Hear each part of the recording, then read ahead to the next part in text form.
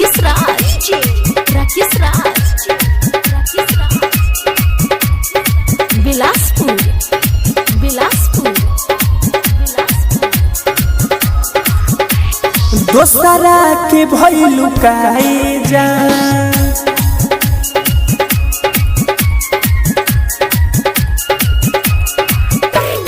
दोसरा के भइलु काहे जा पूछलु ना हाल के बोललु ना हैप्पी न्यू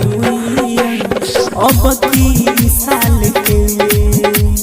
बोललु ना हैप्पी न्यू ईयर अब की साल के दोसरा के भइलु काहे जा पूछलु ना हाल के बोललु ना हैप्पी न्यू ईयर अब की साल के बोललु ना हैप्पी न्यू ईयर अब की साल के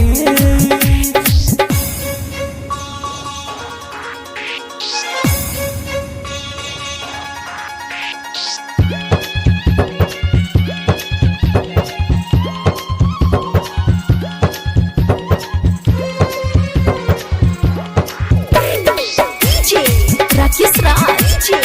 राकेश राज बिलासपुर बिलासपुर व्हाट्सएप पर अब तक चैटिंग होला न कोनो राती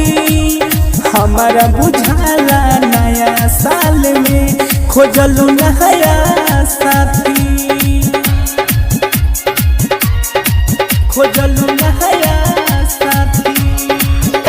व्हाट्सएप पर अब तक चैटिंग होला न कोनो राती हमारा बुझाला नया साल में खोजलू नया साथी खोजलू नया साथी हमारा के कहाँ फेंकलू हमारा के कहाँ फेंकलू दिल से निकाल के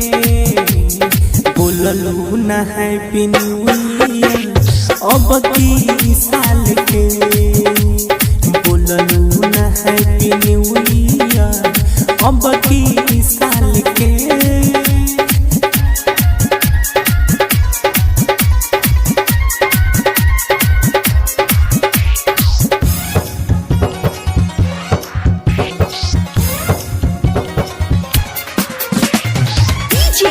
राकेश राज राकेश राज बिलासपुर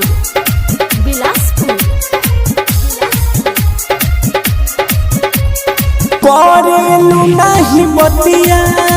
रहेलू तू तब बिजी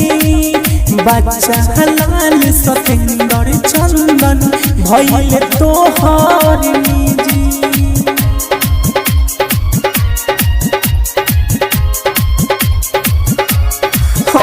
करेलू नहीं बतिया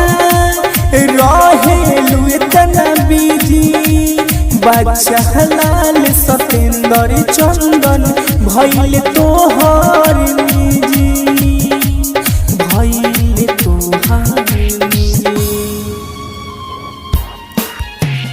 घायल राजू कुनाल के